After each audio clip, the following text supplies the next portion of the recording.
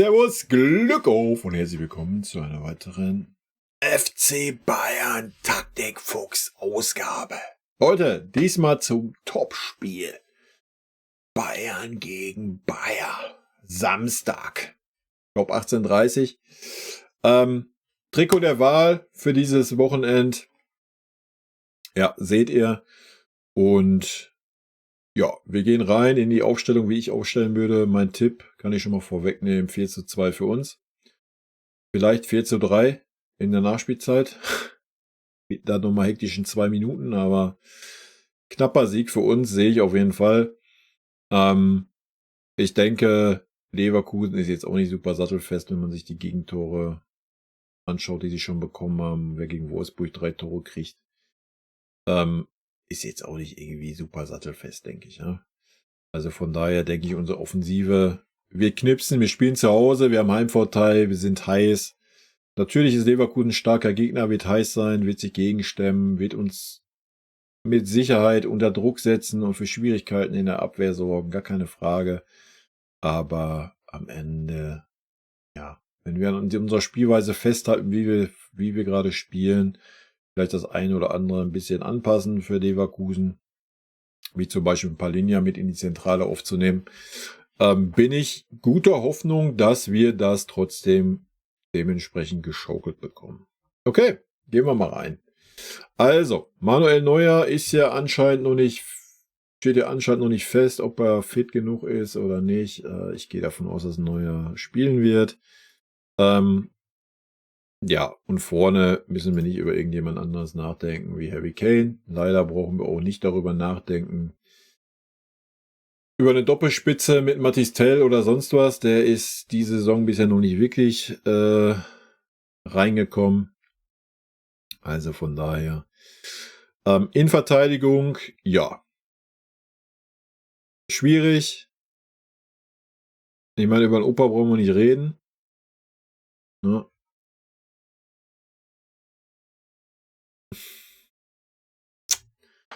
Ja. Da man es bisher durchgezogen hat, muss man es jetzt durchziehen heute. Ja. Aber hier geht es ja eigentlich darum, wie ich aufstellen würde. Ja, ich will einen Erik bringen. Ich will einen Erik bringen, aber es wird ein Minjay auflaufen. Was auch richtig ist, wenn man sieht, dass man jetzt die ganze Zeit an ihm festgehalten hat, dass er gegen Bremen eine gute Leistung gezeigt hat. Aber hier geht es ja darum, wie ich aufstellen würde, und bei mir hätten Erik da ja schon die ganze Zeit gespielt und deswegen würde er auch jetzt spielen. Ja, ganz einfache Kiste. Gut. Rechtsverteidiger stellt sich bei mir von alleine auf. Sehe ich einen Josh. Warum? Weil ich ein paar Linien in der Mitte sehe. Ich möchte die Mitte zu haben. Von daher können wir schon mal ein paar Linien auch reinstellen. Ja, ihr braucht mir jetzt nicht mit dem Argument kommen, Palhinha hat keine Spielpraxis oder sowas. Der Spieler ist keine 23, der ist 29, der weiß schon, was er zu tun hat, hat auch immer ein paar Minuten gehabt, hat jetzt eine Woche Training. Alles ist gut. P und P für mich im zentralen Mittelfeld. Ja, natürlich ganz klar Palhinha der defensivere Part. Wenn wir eigenen Ballbesitz sind, werden wir wahrscheinlich mit einem Dreieraufbau hinten agieren, oder ein Palhinha lässt sich fallen zwischen die Innenverteidiger, die rechts und links rausrücken, und ein Kimmich rückt rein in die Mitte. Also das Spiel kann er auch von der Rechtsverteidigerposition aus gestalten. Ja. Wir spielen in der Regel nicht mit dem Rechtsverteidiger, wenn wir im eigenen Ballbesitz sind, also sehe ich das jetzt nicht als so dramatisch an. Gut, Linksverteidiger, ja, haben wir natürlich die Wahl zwischen Guerrero und Davis. Ich will einen Guerrero bevorzugen. Warum? Weil er bisher einfach sehr konstant war.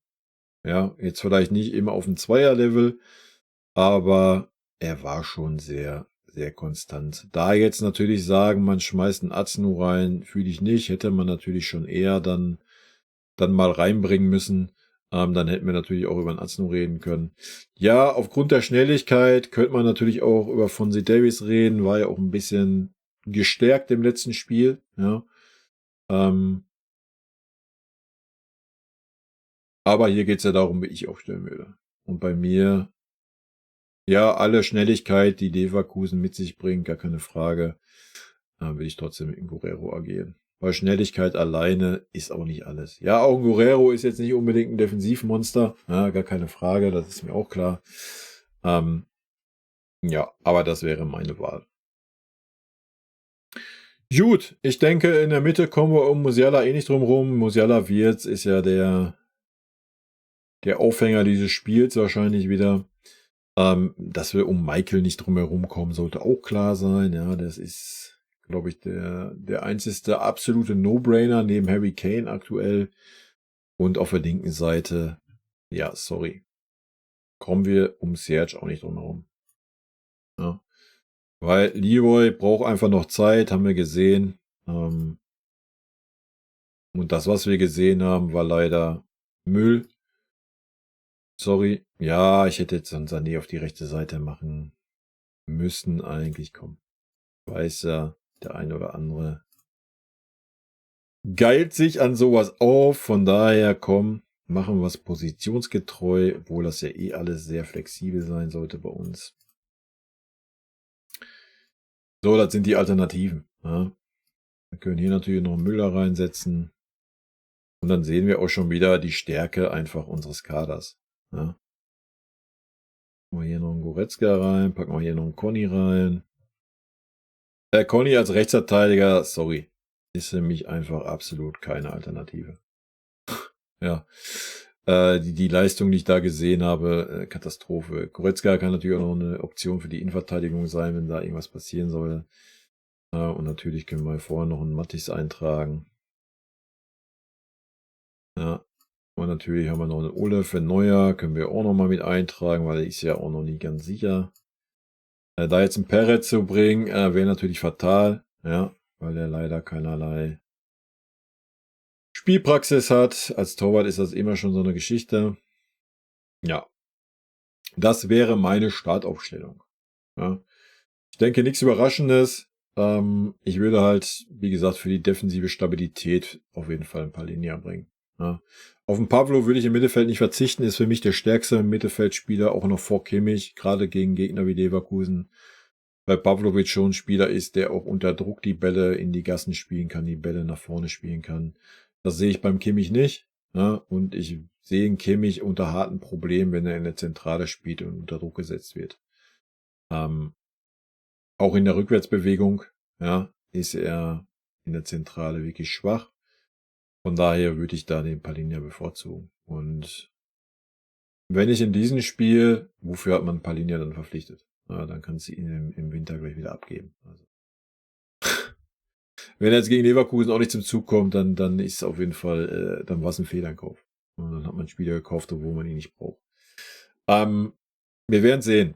Ansonsten denke ich, wird es relativ ähnlich bei euch sein. Ich denke, über Michael und Kane und Gnabry brauchen wir nicht diskutieren, sind die drei formstärksten vorne, Musiala auch nicht. Also die Offensive stellt sich von alleine auf, von der Form her. Pavlovic, denke ich, steht auch außer Konkurrenz in der Zentrale. Ja, man kann natürlich sagen, man opfert einen Pavlovic und stellt Palhinha mit Kimmich dahin und dann Guerrero als Rechtsverteidiger, Davis als Linksverteidiger. Kann ich mir sehr gut vorstellen, dass ein Company diesen Move machen wird. Ich persönlich würde es nicht machen. Ja, ich würde mich der Stärke von Pavlovic nicht berauben. Und der Innenverteidigung, ja, wie gesagt, ich bin schon ein Fan davon, dass man einen Abwehrchef auf dem Platz hat und den hat man mit Nervig da ja halt einfach. Ja, ich gehe davon aus, dass Kim und Upa anfangen werden, was jetzt auch nicht verkehrt ist. Ja, wie gesagt, beide hatten jetzt ein gutes Spiel gegen Bremen, da kannst du mit Sicherheit drauf aufbauen. Von daher kann ich das schon verstehen, dass man daran festhält und nicht auf den Airbag setzen wird. Ob es dann gerechtfertigt ist, wissen wir nach dem Spiel. Gut, Leute. Haut mir gerne eure Meinung in die Kommentare. Gerne euer Ergebnis. Wie gesagt, mein Tipp ist 4:2 für uns. Vielleicht 4:3 in der Nachspielzeit.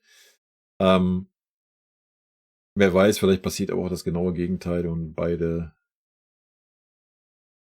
Und es wird 0:0 oder was. Ich kann es mir aktuell nicht vorstellen, so wie beide Mannschaften in Form sind. Vorne hui, hinten ein bisschen pfui. denke ich, wird es eher eine torreiche Kiste werden, was ja auch schön zum Angucken wäre. Ich wünsche uns auf jeden Fall ein super duper Spiel und hoffentlich mit dem besseren Ende für uns. Ne? In diesem Sinne, Leute. Wohlweise Grüße gehen raus, haut rein, bis dann. Tschüssi. Vielen lieben Dank für euren Support hier auf dem Kanal und in diesem Sinne, gute Freunde kann niemand trennen.